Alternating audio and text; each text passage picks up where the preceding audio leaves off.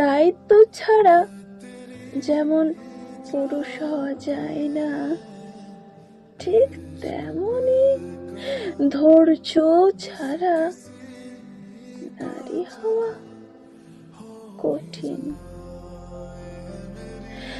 একজন নারী খোঁজে একটা দায়িত্বশীল পুরুষ, যে তাকে তার বাবার মতো করেই আগলে রাখবে নিজের কাছে।